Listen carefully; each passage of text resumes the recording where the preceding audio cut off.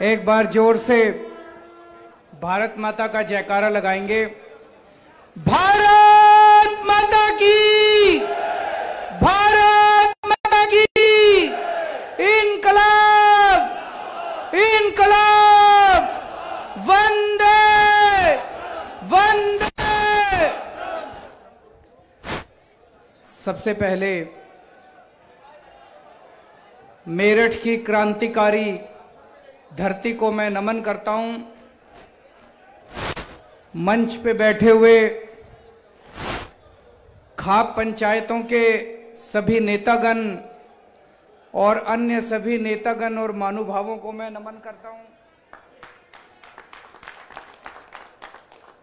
और पश्चिमी उत्तर प्रदेश से आए हुए, कोने कोने से आए हुए हमारे किसान भाइयों बहनों को मैं तहे दिल से नमन करता हूं, नमस्कार करता हूं, प्रणाम करता हूं।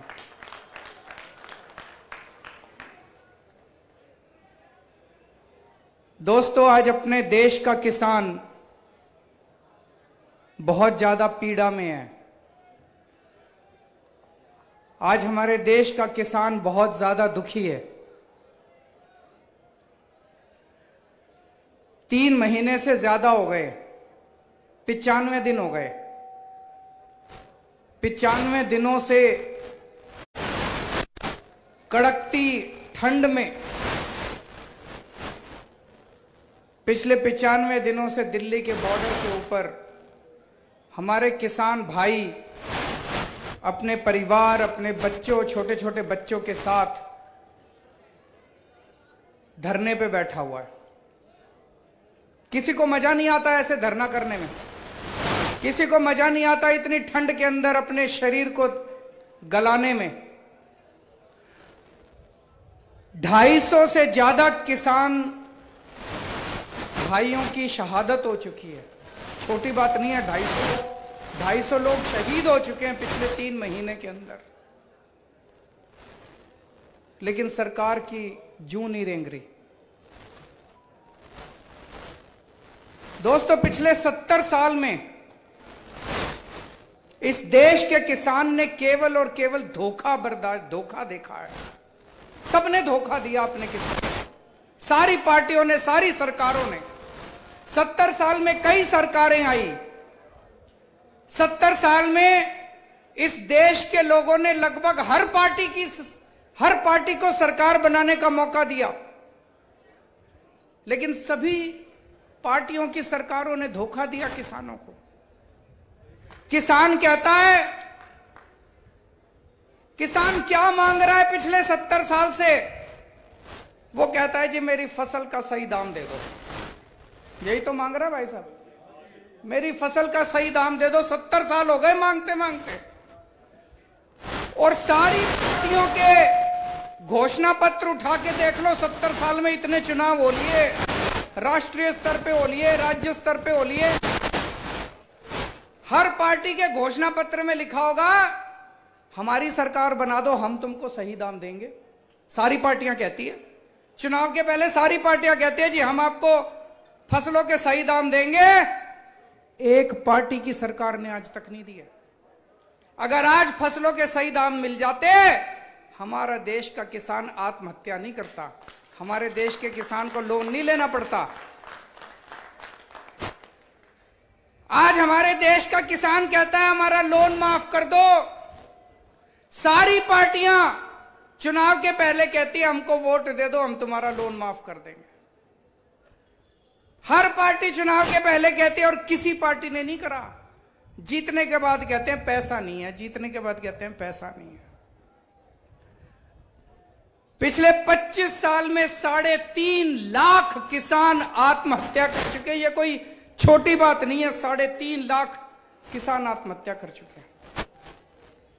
हर चुनाव के पहले पार्टियां कहती हैं तुम्हारे बच्चों को नौकरियां देंगे। किसी पार्टी ने नौकरी नहीं दी, किसी सरकार ने नौकरी नहीं दी। तो मैं सोच रहा था अब ये किसान जो है बॉर्डर के ऊपर बैठे हुए हैं, बॉर्डर के ऊपर क्यों बैठे हैं? इतनी ठंड क्यों बर्दाश्त कर रहे हैं? अपना शरीर क्यों गला रहे हैं? अपनी शहादत क्यों दे रहे हैं? जिंदगी क्यों दे रहे हैं? क्योंकि अब जिंदगी और मौत की लड़ाई आ गई है। ये जो 3 कानून केंद्र सरकार ने बनाए हैं, ये किसानों के डेथ वारंट हैं, ये मौत के वारंट हैं। ये तीनों कानून लागू होने के बाद किसानों की जो बची खुची खेती है, वो केंद्र सरकार उठा के अपने 3-4 बड़े बड़े पूंजीपति साथियों के हाथों में सौंपना चाहती है। सबकी खेती चली जाएगी, सबकी खेती उन पूंजीपतियों के हाथ में चली जाएगी। और जो किसान आज अपने खेत के अंदर हल जोतता है और अब किसान किसानी करता है, वो किसान अपने खेत में मजदूर बनने के लिए मजबूर हो जाएगा। हर किसान मजदूर बन जाएगा अपने अपने खेत के अंदर। आज जो किसान मालिक है अपने खेत का, इसलिए किसान अपनी खेती बचाने के लिए जो बची कुची खेती है, ये डू और डाई का लड़ाई है, मर करो या मरो की लड़ाई है। इसलिए किसान आज बॉर्डर के ऊपर बैठा अपने शरीर को गला रहा है और अपनी शहादत दे रहा है।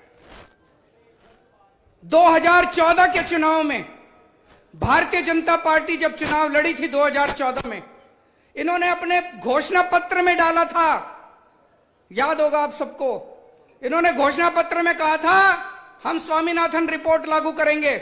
कहा था कि नहीं कहा था इन्होंने? बीजेपी वालों ने हर भाषण में इन्होंने जा जाके, प्रधानमंत्री जी ने भी पूरे देश के अंदर कहा था स्वामीनाथन रिपोर्ट लागू करेंगे। जो फसल का लागत है उसके ऊपर 50% हम आपको प्रॉफिट देंगे, एमएसपी उसके हिसाब से लागू करेंगे। अपने किसान बेचारे भोले वाले हैं, सारों ने जम के वोट दे दिया इनको। लोगों को लगा अब क्रांति आने वाली है और इनकी सरकार बन गई, भारी बहुमत से सरकार बन गई। भाई साहब, सरकार बनने के 3 साल के अंदर इसी केंद्र की भाजपा सरकार ने सुप्रीम कोर्ट में एफिडेविट दायर किया है। एफिडेविट में इन्होंने सुप्रीम कोर्ट में लिखा है, भारतीय जनता पार्टी की सरकार ने सुप्रीम कोर्ट में एफिडेविट में लिखा है कि एमएसपी नहीं देंगे। बताओ जी, पता होगा आप लोगों को? आज मैं लाना भूल गया, आपको दिखा देता। केंद्र सरकार का, भारतीय जनता पार्टी का एफिडेविट सुप्रीम कोर्ट के अंदर 3 साल 2014 में सरकार बनाने के 3 साल के अंदर इन्होंने सुप्रीम कोर्ट में लिख के दे दिया एमएसपी लागू नहीं करेंगे। ये तो धोखा हो गया जी, ये तो पीठ में छुरा घोंप दिया, झूठ बोल के वोट ले लिए किसानों के। किसान बेचारे भोले वाले थे, 70 साल से धोखा खा रहे थे। किसानों ने सोचा चलो भाई इस बार ये लोग कह रहे हैं, इनकी बात मान लेते हैं। इनकी बातों में आके किसानों ने वोट दे दिया और उन्होंने धोखा दे दिया। आज पूरे देश के अंदर जिस तरह से किसानों पे ये सरकार अत्याचार कर रही है, पानी की बौछारें बरसाई जा रही हैं, वाटर कैनन छोड़े जा रहे हैं, लाठियां बरसाई जा रही हैं, कीलें ठोकी जा रही हैं। ये दुश्मन है क्या हमारे देश के? ये किसान है हमारे देश के दुश्मन है? ऐसे तो कोई दुश्मन के साथ नहीं करता, ऐसे तो अंग्रेजों ने नहीं करा था हमारे किसानों के साथ। जब अंग्रेज थे, अंग्रेजों ने भी इतने जुल्म नहीं करे थे। उठा के देख लो इतिहास, इतिहास के अंदर जब अंग्रेज आते थे अपना वसूल करने के लिए अपना लगान, ऐसे इतने अत्याचार तो उन्होंने अंग्रेजों ने नहीं करे थे। कीले ठोकने का काम तो अंग्रेजों ने नहीं करा था, तुमने तो अंग्रेजों को भी पीछे छोड़ दिया। और अब ये हमारे किसानों पे झूठे मुकदमे कर रहे हैं। ये लाल किले का पूरा कांड इन्होंने खुद कराया कि नहीं कराया है?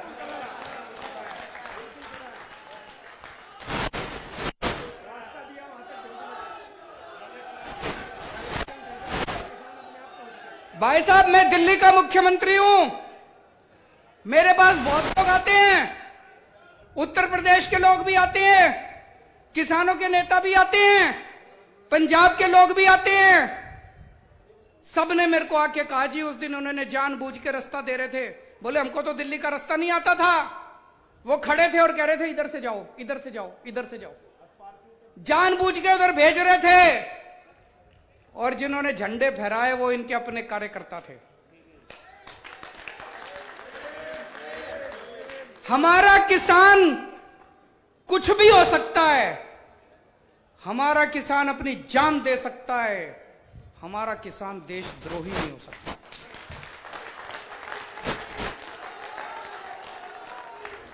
आज ये भारतीय जनता पार्टी की केंद्र सरकार हमारे किसानों पे देशद्रोह के मुकदमे चला रही है। इतनी हिम्मत तो अंग्रेजों ने नहीं करी थी। अंग्रेजों ने हमारे किसानों पे देशद्रोह के मुकदमे नहीं चलाए थे। तुम हमारे किसानों पे देशद्रोह के मुकदमे चला रहे हो। हमारे किसानों को आतंकवादी बोलते हैं। मैं आपसे पूछना चाहता हूं, तुम सारे आतंकवादी हो? पूछना चाहता हूं, आतंकवादी हो तुम सारे?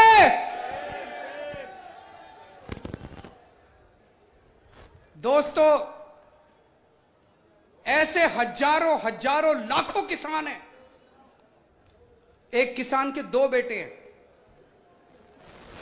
एक बेटा भाई साहब आपको देश के बॉर्डर पे मिलेगा और दूसरा बेटा आज आपको दिल्ली के बॉर्डर पे मिलेगा।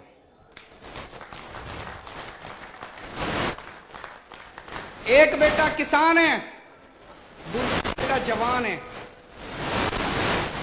आज जब हमारे देश के बॉर्डर के ऊपर खड़ा हुआ सैनिक देखता है कि ये भारतीय जनता पार्टी वाले और उनकी केंद्र सरकार दिल्ली के बॉर्डर पे बैठे हुए मेरे भाई को और मेरे बाप को आतंकवादी बोल रही है, तो दोस्तों सोच सकते हो उसके सीने पे कितना उसको दुख होता होगा।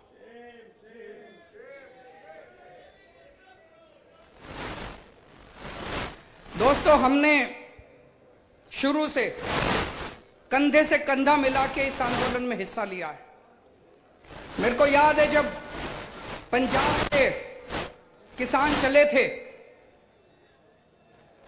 हरियाणा क्रॉस कर रहे थे, जगह जगह उनके ऊपर वाटर कैनन छोड़े गए, बैरिकेड लगाए गए, लाठियां बरसाई गई। केंद्र सरकार का पूरा प्लान था कि इनको दिल्ली आने से रोको, लेकिन वो भी पूरी बहादुरी के साथ केंद्र सरकार का सामना करते हुए दिल्ली के बॉर्डर पे पहुंच गए। फिर केंद्र सरकार ने प्लानिंग बनाई कि चलो इनको दिल्ली में आ जाने दो। ये दिल्ली में आ गए, उसके बाद इनको सबको पकड़ के जेल में डाल देंगे। केंद्र सरकार ने मेरे पास एक फाइल भेजी। फाइल में लिखा था दिल्ली के 9 बड़े बड़े स्टेडियम को जेल। भाई साहब, अपनी किस्मत अच्छी है, वो जेल बनाने की पावर मेरे पास है, इनके पास नहीं है।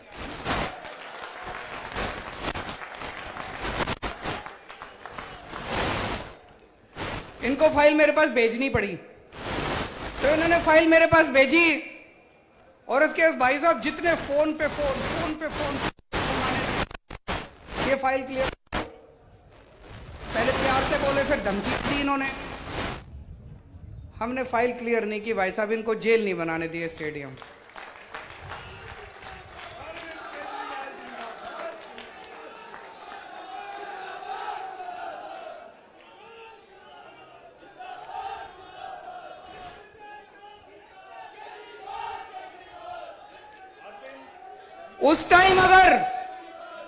उस टाइम अगर हम ये जेल बन जाने देते स्टेडियम, ये सबको उठा के जेल में डाल देते और जेल में पड़े रहते सारे जने। मेरे को याद है, मैं अन्ना आंदोलन में, जब हम अन्ना आंदोलन में हुआ करते थे तो कांग्रेस ने भी ये सारे स्टेडियम जेल बनाए थे। मैं भी कई दिन इन स्टेडियम में जेल में रह चुका हूं। मेरे को पता था अगर सारे किसानों को उठा के इन्होंने स्टेडियम में डाल दिया, सारा आंदोलन टाइम फिस हो जाएगा, सारा आंदोलन खत्म। हमने अरविंद केजरीवाल, किसान एकता, किसान एकता।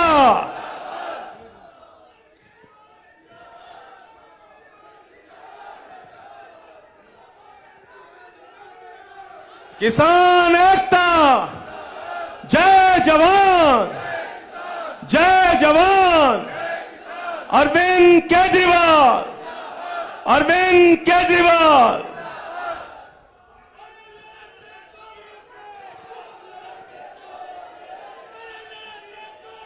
तो दोस्तों, इनको हमने जेल नहीं बनाने दिया। और जब से किसान दिल्ली के बॉर्डर पे आके बैठे हैं। हमारी सरकार की तरफ से, हमारी पार्टी की तरफ से तन मन धन से हम उनकी पूरी सेवा कर रहे हैं। मेरे सारे विधायक, मेरे सारे मंत्री, हमारे सारे कार्यकर्ता, हमारे सारे सरकार के अफसर, उन सबको लगा रखा है। खाना बनाने में, लंगर लगाने में मैं ये नहीं कह रहा हम ही कर रहे हैं, वहां पे बहुत लोग हैं, कई और संस्थाएं भी कर रही हैं, सारे मिलके कर रहे हैं। लेकिन पानी की व्यवस्था करने में, टॉयलेट की व्यवस्था करने में, वहां पे फ्री वाईफाई की व्यवस्था करी, वो सारी व्यवस्थाएं करने में पूरी मदद कर रहे हैं। जय जवान, जय जवान, अरविंद केजरीवाल। और दोस्तों फिर 28 जनवरी थी ना जी, जब 28 जनवरी की रात को जो कुछ हमने टीवी पे देखा वो यकीन नहीं हुआ। हमारे देश के महान किसान नेता बाबा महेंद्र सिंह टिकैत के सुपुत्र राकेश सिंह टिकैत जी पिछले कितने दिनों से वो गाजीपुर बॉर्डर के ऊपर, दिल्ली के बॉर्डर के ऊपर अपने लिए नहीं कर रहे थे। उनको क्या जरूरत है, भगवान का दिया उनके पास सब कुछ है। वो किसानों के लिए इतने दिनों से अपना शरीर ताप रहे थे, इतना शरीर गला रहे थे, और सरकार ने अपनी पुलिस भेज के, अपने गुंडे भेज के उनके साथ जो व्यवहार किया, उनकी आंखों से आंसू आ गए, वो भावुक हो गए। भाई साहब ये नहीं देखा गया, ये नहीं देखा गया। मैंने पहले संजय सिंह को बोला, संजय सिंह के ने उनको फोन किया, फिर संजय सिंह जी ने मेरी उनसे बात कराई।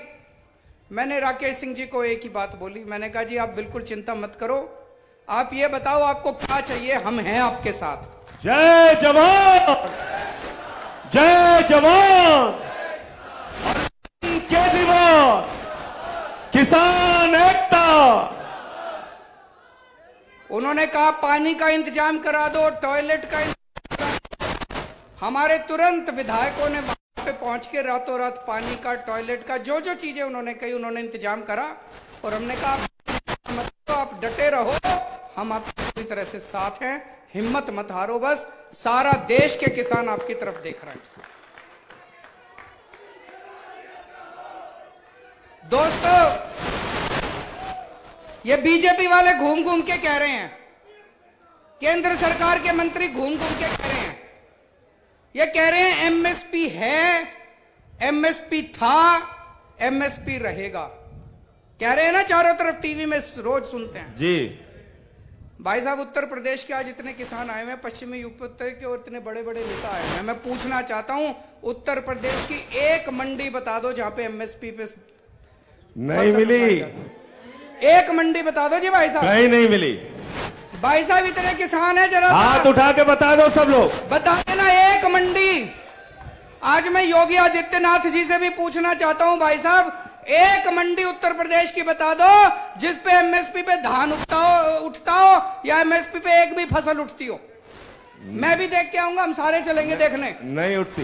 वो मंडी देखने चलेंगे जहां पे एमएसपी पे फसल उठती हो। कि झूठ क्यों बोलते हो तुम? सुबह शाम झूठ बोलते हैं, एमएसपी थी, एमएसपी रहेगी।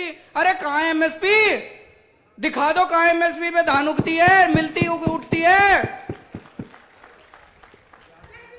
और ये लोग कह रहे हैं जब आप किसान नेता इनसे मिलने के लिए गए थे, इन से केंद्र सरकार से बातचीत चल रही थी, तो किसान नेता जब बाहर निकले तो इनका मंत्री बोला, मैंने देखा सुना टीवी पे, कहता है एमएसपी नहीं दी जा सकती। क्यों नहीं दी जा सकती? कहता है इसमें 17 लाख करोड़ रुपए का खर्चा आएगा। भाई साहब आज आपके सामने मैं पढ़ा लिखा हूं अच्छा खासा। अरविंद केजरीवाल, किसान एकता, काला कानून वापस लो। और मैं आज आपके सामने फॉर्मूला रख रहा हूं, अगर केंद्र सरकार सुनती हो तो सुन ले। इस देश में नया पैसा खर्च किए बिना 23 की 23 फसलें एमएसपी पे लागू की जा सकती हैं। 23 की 23 फसलें एमएसपी पे सरकार उठा सकती है। सरकार 23 की 23 फसलें एमएसपी पे उठा सकती है। सरकार का एक नया पैसा खर्च नहीं होगा। ये लोग कह रहे हैं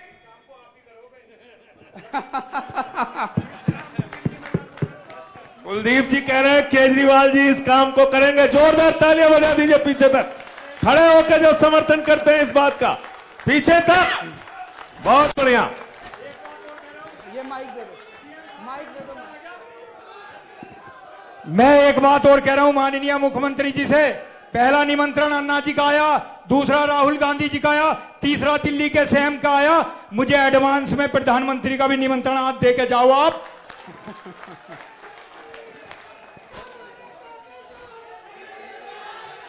देश का नेता कैसा हो, देश का नेता कैसा हो, किसानों का नेता कैसा हो।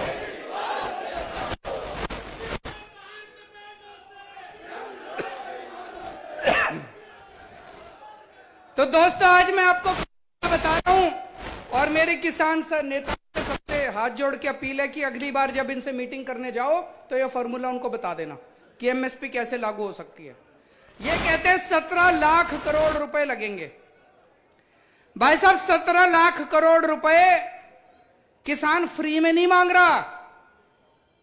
बदले में किसान आपको फसल देगा, बदले में किसान आपको गेहूं देगा, बदले में किसान आपको धान देगा, बदले में किसान आपको मक्की देगा, बदले में किसान आपको बाजरा देगा, बदले में किसान। केंद्र सरकार फसल के बदले में एमएसपी के ऊपर किसान को 17 लाख करोड़ रुपए देगी और सरकार के पास 17 लाख करोड़ की फसल आएगी। सरकार उस 17 लाख करोड़ की फसल को मार्केट में बेचेगी तो बेच के पैसा तो आएगा सरकार के पास। वो जो पैसा आएगा हो सकता है एक साल में, किसी साल में 17 लाख करोड़ के 18 लाख करोड़ भी आ जाए, 1 लाख करोड़ का मुनाफा हो जाए।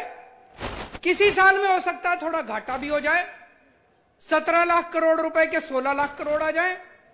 किसी साल में 17 लाख करोड़ के 20 लाख करोड़ भी आ जाए। किसी साल में घाटा होगा, किसी साल में मुनाफा होगा।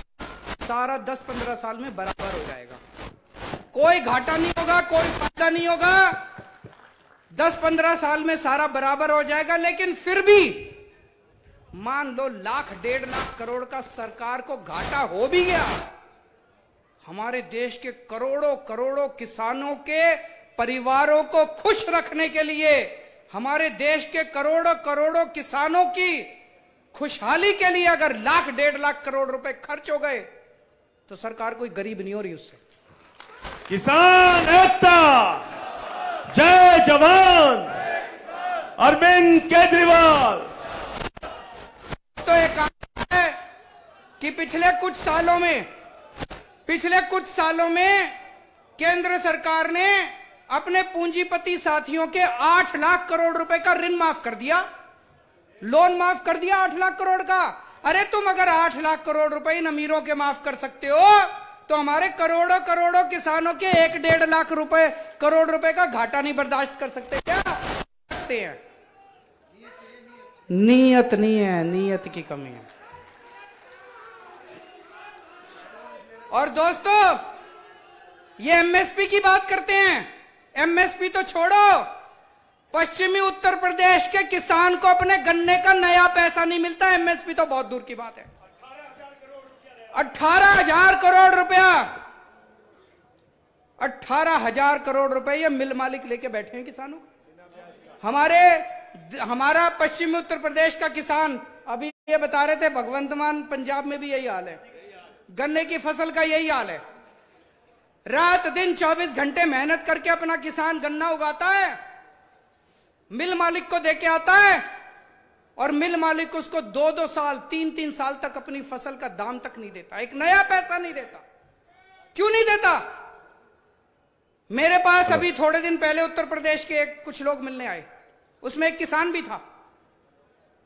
बोला भाई साहब 2 साल हो गए मेरी फसल का दिए हुए, अभी तक एक नया पैसा नहीं मिला। मेरे घर में किसी को कैंसर हो गई। मैं जब मिल मालिक के पास पैसे लेने गया तो वो बोला सीएमओ से, चीफ मेडिकल ऑफिसर से सर्टिफिकेट लेके आओ कि तुमको कैंसर है। सेम तब मैं तुम्हारे पैसे दूंगा। अरे तुम भीख मांगने आए हैं? हम अपनी फसल तुमको दे रखी है, उस फसल के दाम लेने आए हैं। ये कह रहा है कि पहले सर्टिफिकेट लेके आओ, तुम्हारे घर में किसी को कैंसर है तब दाम दूंगा। हैं जी? वो भी पिछला, वो भी 2 साल पुराना। ये तो हद हो गई यार। मैं योगी जी से पूछना चाहता हूं, तो अपने क्या मजबूरी है तुम्हारी? क्या मजबूरी है कि इन मिल मालिकों को तुम ठीक नहीं कर सकते? भाई साहब, जब मैं दिल्ली का मुख्यमंत्री बना उस टाइम ये बिजली कंपनियां, दिल्ली में 3 बड़ी बड़ी बिजली कंपनियां हैं। इन्होंने मेरे को, कई लोगों ने, हमने जब दिल्ली के चुनाव लड़े, हमने कहा था बिजली ठीक कर देंगे, बिजली कंपनियों को ठीक कर देंगे, बिजली 24 घंटे कर देंगे, बिजली मुफ्त कर देंगे। कई लोगों ने मेरे को समझाया इतने बड़े बड़े वादे ना करो, ये बिजली कंपनियां बड़ी पावरफुल हैं, ये बड़ी शक्तिशाली हैं, इनके तार बड़े ऊंचे हैं, इनका कुछ नहीं बिगाड़ पाओगे। भाई साहब, आज 5 साल बाद ठीक कर दी इन बिजली कंपनियों को।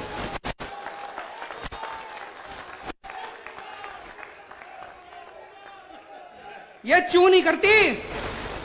पहले दिल्ली में 7-8 घंटे के पावर कट लगते थे, 20-20 हजार रुपए के बिजली के बिल आते थे। आज 24 घंटे बिजली आती है और 0 बिजली का बिल आता है। मुफ्त में बिजली मिलती है लोगों को, दिल्ली के लोगों को मुफ्त में बिजली मिलती है जी, 24 घंटे बिजली मिलती है।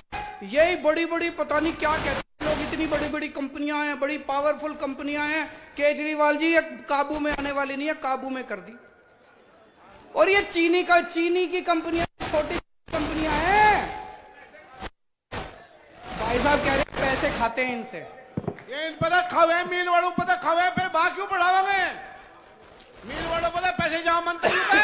मैं पूछना चाहता हूं योगी जी, आपकी क्या मजबूरी है कि आपकी पूरी की पूरी सरकार इन चीनी मिल मालिकों के सामने घुटने टेक के बैठी है? अगर आप अपने गन्ना किसानों को, इन मिल मालिकों से पैसे नहीं दिला सकते तो लानत है तुम्हारी सरकार को।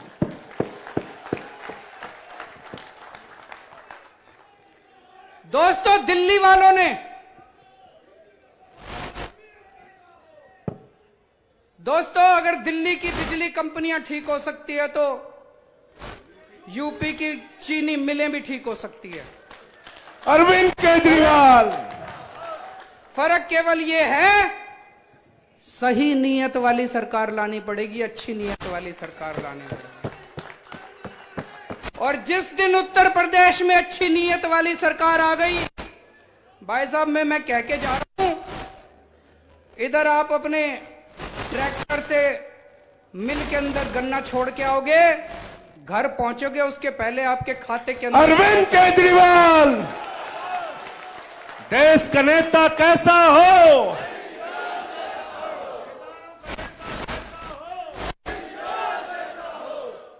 और ये गारंटी है, ये हो सकता है कि आप अपने गन्ने को छोड़ के आओगे मिल के अंदर, घर पहुंचोगे, उसके पहले आपके खाते के अंदर पैसा आ जाएगा।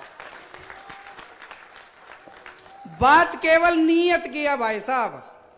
आप सोच के देखो, 5 साल से 6 साल से दिल्ली में इन बिजली कंपनियों को मैंने रेट नहीं बढ़ाने दिए, बिजली फ्री कर दी। आज अगर मैं इन बिजली कंपनियों को बुला के शाम को कहूं कि भाई 6 साल हो गए, महंगाई बहुत बढ़ गई, चलो कोई बात नहीं, 50 पैसे यूनिट बिजली बढ़ा लो, मान लो मैं कह दूं इनको, भाई साहब कल शाम तक ये मेरे घर में 200 करोड़ रुपए छोड़ जाएंगे कि नहीं छोड़ जाएंगे?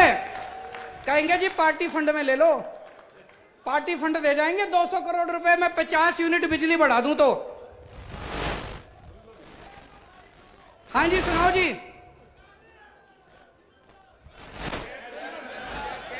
गैस सिलेंडर भाई साहब बता रहे डीजल पेट्रोल गैस सिलेंडर क्यों महंगे हो रहे हैं?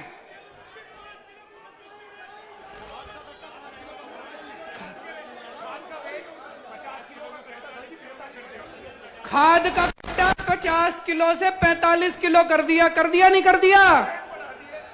रेट बढ़ा दिया और वजन कर दिया। सारी चीजों में भाई साहब एक ही चीज है, मैं तो छोटा सा आदमी हूं, कल तक मेरे को कोई जानता नहीं था। एक ही चीज सीखा हूं 6 साल में, आपका सबका बेटा हूं, आपका सबका छोटा भाई हूं। आप लोगों की दया से, आप लोगों के प्यार मोहब्बत से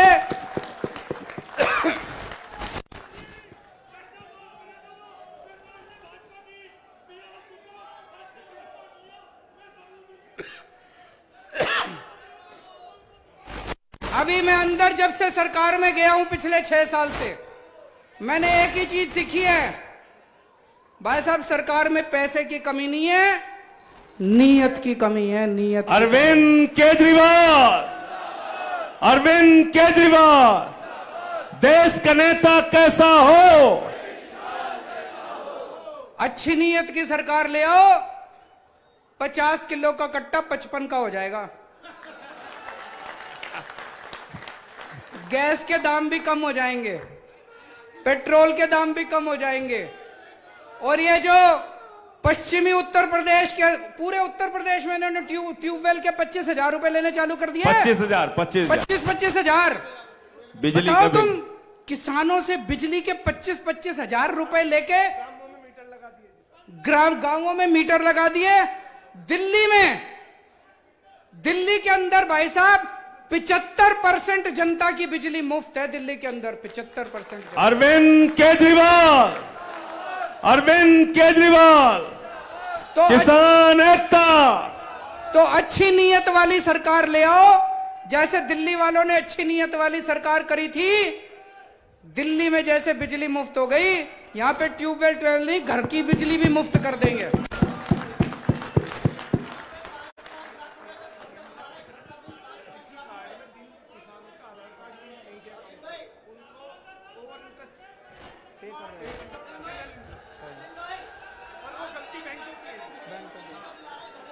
बहुत सारी समस्याएं हैं जी, चारों तरफ से आवाज उठ रही है। किसानों की जिस तरह से समस्याएं इन्होंने कर रखी है। सिलेंडर लेके आ गए उधर। वो भाई साहब सिलेंडर ले आए गैस का।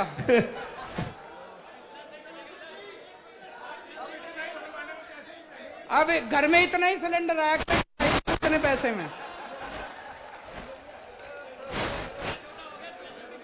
तो दोस्तों, एक बड़ा पेचीदा प्रश्न है।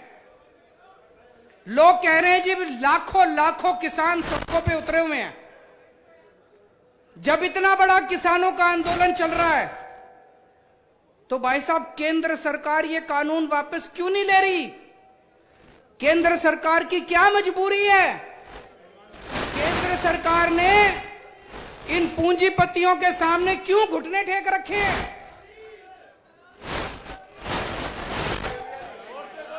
वो कह रहे हैं भाई साहब एडवांस ले रखा है इन्होंने, बयाना ले रखा है इन्होंने, बयाना उठा रखा है इन्होंने।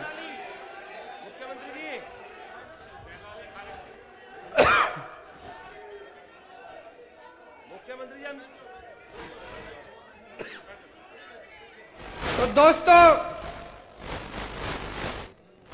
आज मैं एक ही चीज कहना चाहता हूं, आपका आंदोलन बहुत पवित्र आंदोलन है, और ये केवल किसानों का आंदोलन नहीं है, ये इस देश के एक एक देशभक्त का आंदोलन है। जो भी भारत से प्यार करता है वो इस आंदोलन के खिलाफ हो ही नहीं सकता।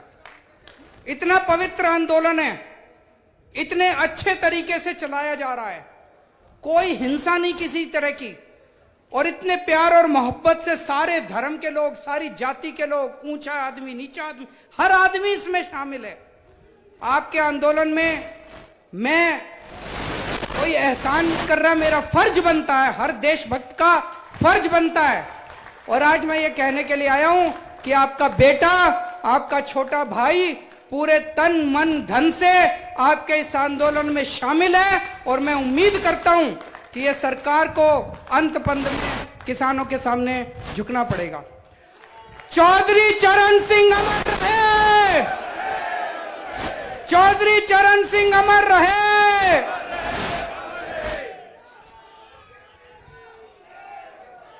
एक मिनट आप सब लोग रुके रहेंगे, कोई जाएगा नहीं। अभी